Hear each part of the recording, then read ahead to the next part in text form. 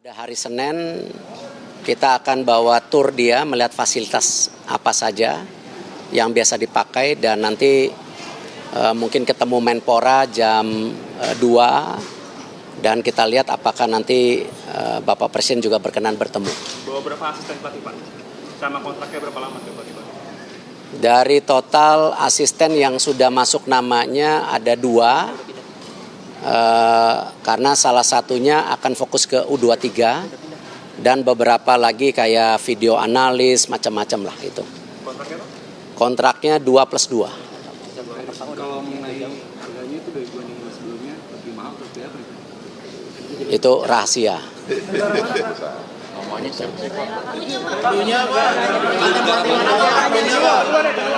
Kenapa?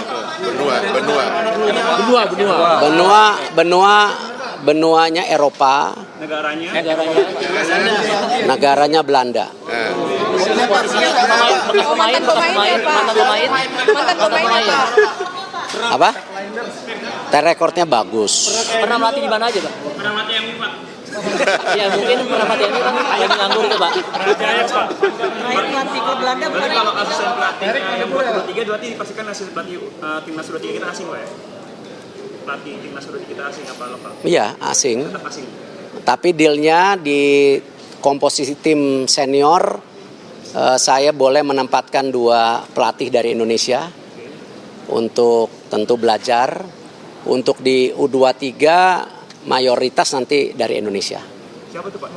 Dua itu siapa Pak? Ya belum ini belum duduk. Kalau pelatih yang berdarah Indonesia juga Pak? Kenapa? Berdarah Indonesia juga atau tidak? Yang mana? Pelatih yang baru Pak? Enggak ada. Pernah ngelatih klub Belanda? Kenapa? Pernah ngelatih klub Belanda? Mau tahu aja. Nanti tanggal 12, tanggal 11 malam datang, tanggal 12 kalian bisa interview. Inisial aja Pak. Tapi serame ini ya interviewnya ya. Ada punya Pak pelatih baru apa leadership di tim kayak pemain itu ikut memberikan Ya kita banyak diskusi dengan semua pihak lah, termasuk mungkin beberapa berita yang bocor di media Eropa karena saya juga waktu evaluasi tanya banyak pihak seperti apa pandangannya, rupanya ya mungkin jadi ada kebocoran ya bicara dengan media Eropa sehingga ya ada berita-berita seperti itu gitu. Seberapa yakin Pak pelatih baru membawa improvisasi buat timnas kali ini? Ya semuanya itu kan tadi berdasarkan 3. 1 programnya benar, konsisten, pelatihnya juga bagus, kualitas pemainnya juga harus bagus. Itu semua ketiga yang tidak bisa terpisahkan. Kalau cuma programnya bagus, pelatihnya nggak bagus, pemainnya nggak bagus ya nggak sampai. Berarti cukup yakin ya Pak bisa Kenapa? membawa improvisasi untuk timnas? Ya harus semua yang kita lakukan juga untuk kebaikan timnas karena tadi saya sampaikan kan ini timnas bukan masalah saya, masalah PSSI, masalah pelatih, tapi ini kan untuk bangsa kita gitu. Jadi nggak ada personal itu lebih tinggi dari timnas, semuanya harus timnas yang tertinggi gitu. Ya banyak pilihan, bisa Itali, bisa Spanyol, tapi kan tentu dengan jeda 2,5 bulan kita harus berusaha menjaga dinamika yang ada selama ini mengenai kultur, mengenai komunikasi, ini yang harus kita jaga, ini yang menjadi pertimbangannya tentu. Pak pelatih baru pernah melatih pemain kita Pak, salah satu pemain kita. Saya nggak tahu, mungkin bisa ditanyakan nanti. Tapi Pak, apa yang Pak, apa sih yang jadi pertimbangan terbesar begitu kenapa pelatih baru ini yang dipilih? Apakah memang karena sekarang banyak pemain naturalisasi kita atau pemain keturunannya dari Belanda begitu Pak? Kita tidak pernah membeda-bedakan antara pemain naturalisasi dengan pemain Indonesia.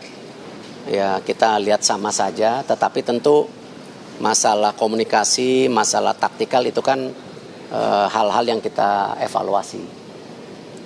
Pak, apakah sudah pelatih baru sama mungkin pemain-pemain kita yang di Eropa ya apakah sudah mulai? Saya nggak tahu, kan mungkin sejak hari ini dan karena udah tanda tangan mungkin saya bebaskan untuk berkomunikasi.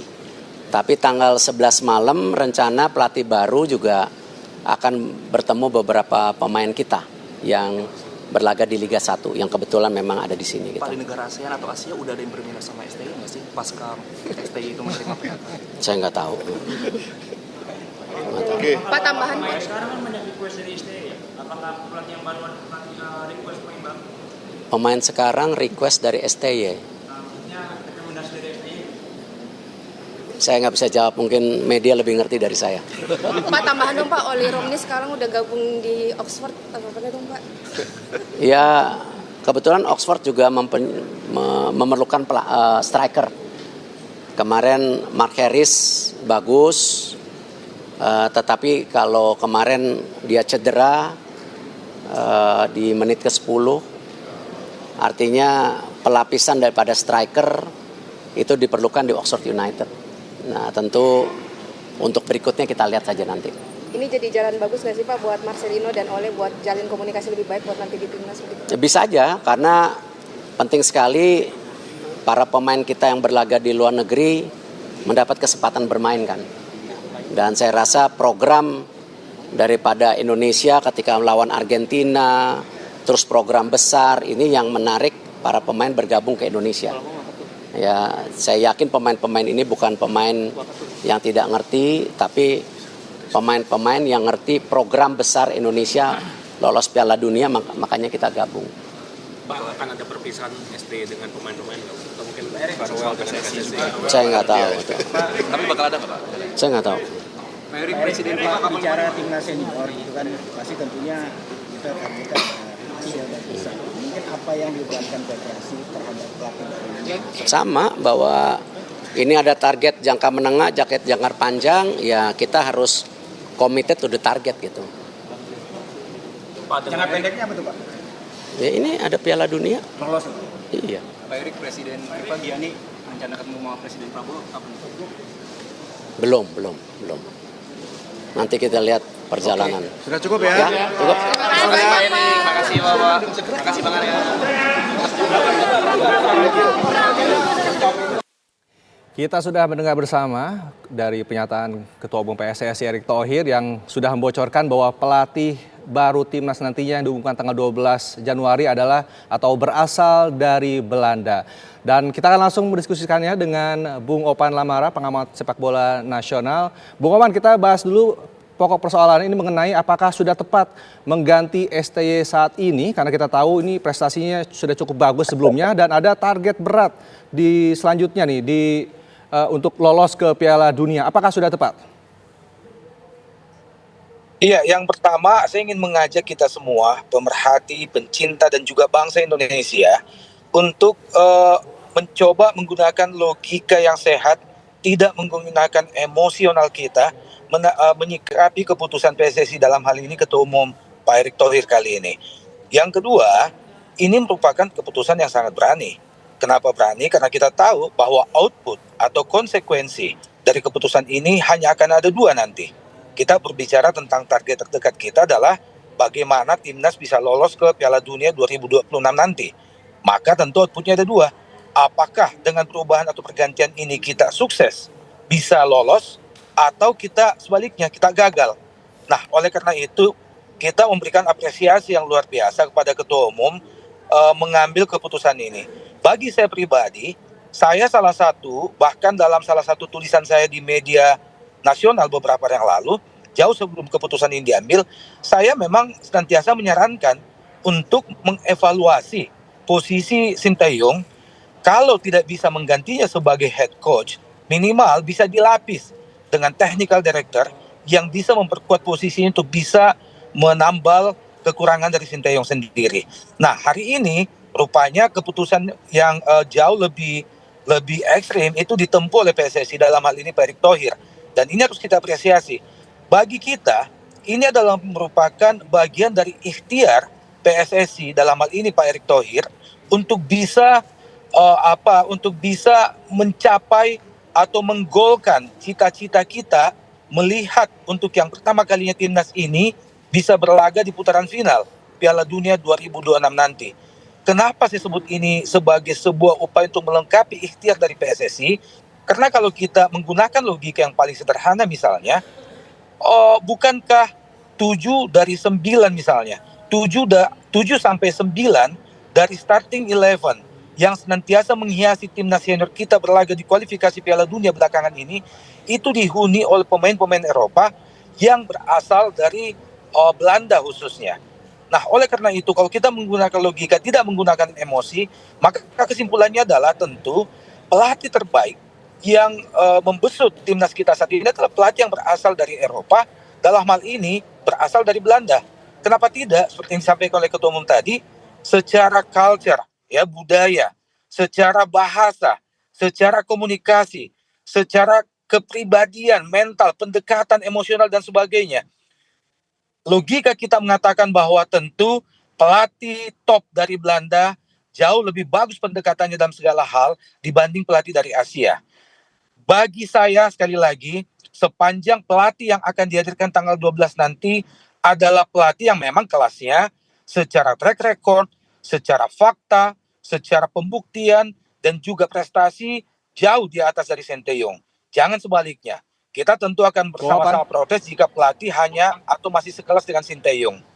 Baik, Bung Opan, nanti kita akan membahas mengenai sebenarnya apa sih faktor utama mengenai pencopotan dari STY ini. Namun usai jeda berikut, tetaplah bersama kami di Breaking News. Oke.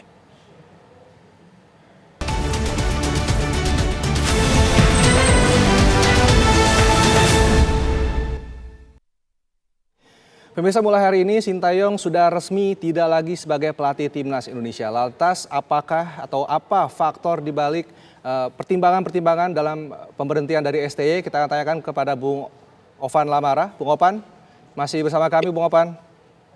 Ya, siap. Ya, Bung Ovan, Anda menilainya atau menganalisa apakah atau apa saja faktor dari pemberhentian STY ini? Ya, tadi sempat ada secara eksplisit disampaikan oleh Ketua Umum bahwa salah satunya yang agak mengganjal antara hubungan Sinteyong dengan pemain adalah dari sisi komunikasi atau faktor bahasa. Kedua, culture atau budaya. Nah, terlepas dari itu, begini nih, sebagai apa yang saya amati selama ini adalah, ini kan proyek yang target utamanya adalah meloloskan timnas Indonesia ke Piala Dunia 2026. Nah, pertanyaannya adalah mana yang paling ideal jika tim yang dihuni sebagian besar oleh pemain naturalisasi dari Belanda ini dilatih oleh pelatih Asia atau pelatih yang punya track record sangat bagus yang asalnya dari Belanda. Tentu kalau kita menggunakan logika sehat ya jawabannya adalah pelatih top, pelatih dengan track record yang sudah terbukti dan berasal dari Belanda. Itu yang pertama. Yang kedua, kalau kita melihat, sebutlah misalnya begini, selama ini timnas memang saat ini masih bertengger di posisi kedua. Tapi posisi kita ini kita raih dengan dalam situasi di mana kita senantiasa deg-degan setiap menyaksikan timnas berlaga ya. Perubahan atau gonta-ganti pemain, starting 11 yang tidak pernah tetap atau selalu berubah dari satu laga ke laga yang lain. Kemudian perubahan posisi pemain, kemudian kita kalah pada saat kita berharap meraih poin penuh di Bahrain dan juga di Cina, kita minim di situ. Ini semua membuat kita agak berada di deg-degan dalam melihat atau menunggu. Baik, nah, kemudian masih ada 4 laga tersisa yang akan kita hadapi yang mana Cina kita dengar melakukan persiapan yang luar biasa, merekrut pemain naturalisasi beberapa orang, kemudian Bahrain kemarin juga memberikan pembuktian juara di Gulf di Piala Teluk. Nah, pesaing-pesaing kita ini melakukan ikhtiar memperbaiki upaya mereka dengan sangat maksimal. Sementara kita belum.